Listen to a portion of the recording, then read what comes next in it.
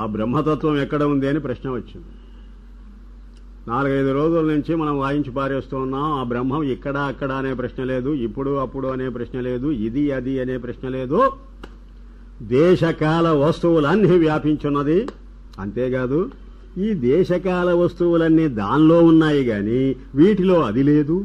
అంతేకాదు దేశకాల వస్తువులుగా కనిపిస్తున్నది కూడా అదే. అంతేకాదు అదేమో సత్యం, ఆ కనిపించేవి అసత్యం. సత్యమే అసత్యంగా భాషిస్తున్నది, అసత్యం వేరే లేదు. ఆ అసత్యం సత్యంగా సత్యం, అసత్యంగా అసత్యం. ఈ సత్యం సత్యంగానూ సత్యం, అసత్యంగానూ సత్యమే.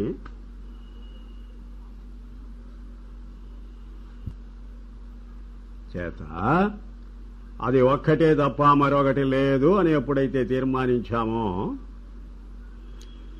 అది ఎక్కడ ఉందని అడుగుతుంది ఏమిటి ఉపనిషత్తు మళ్ళీ మొదటికొచ్చి అడిగి దానికి జవాబు ఏమిస్తుందో తెలుసునా? గుహాయాం పరమే వ్యోమన్ అని అంటున్నది. ఒక గుహలో ఉందండి, ఆ గుహ ఏదో కాదు, పరమే వ్యోమన్, బ్రహ్మాండమైన ఆకాశం అండి. ఆ బ్రహ్మాండమైన ఆకాశం లోపలిదే కావచ్చు, వెలపలిదే కావచ్చు అన్నారు శంకర భగవత్పాదులు. లోపలి ఆకాశమైతే హార్దాకాశం, దహరాకాశం, హృదయాకాశం. హృదయంలో ఒక ఖాళీ ఉంటుందిగా, అది లోపల ఉండే ఆకాశం.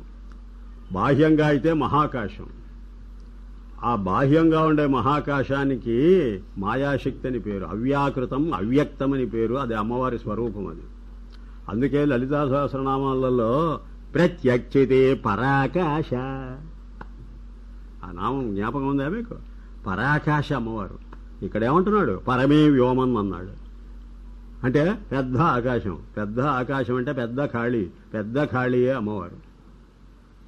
అయ్యగారు పెద్ద నిండైనటువంటి పదార్థం.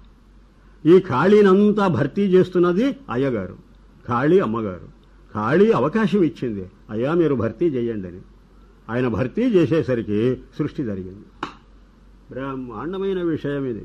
ఎంత లోతైన అర్థం ఉన్నదో ఏం కదో. అంచేత ఆ పరాకాశం బాహ్యమైనదైతే అవ్యాకృతం అన్నారు భగవత్పాదులు, ఆంతర్యంలో అయితే హృదయాకాశం అన్నారు. అయితే ఈ చిన్నది కదండి, అది పెద్దది కదండి. పిచ్చిలో పడ్డావు నువ్వు. చిన్నది పెద్దది అనేది శరీరాన్ని బట్టి ఏర్పడ్డది, అంతేగాని స్వతహాగా అది చిన్నది కాదు, పెద్దది కాదు. ఆ సర్వత్రా అదే ఉంది. అలాంటి ఆకాశంలో బుద్ధి ఉన్నది. ఆ బుద్ధిలో మళ్ళీ ఆకాశం ఉన్నది ఖాళీ. దాన్ని నింపేసేటువంటిదే ఆ బ్రహ్మతత్వం.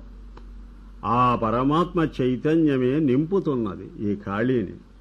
కనుకనే చిదాకాశం. ఆకాశము చైతన్యంతో నిండిపోతే అది చిదాకాశం, అదే ఆత్మస్వరూపం, అదే పూర్ణమదః పూర్ణమిదం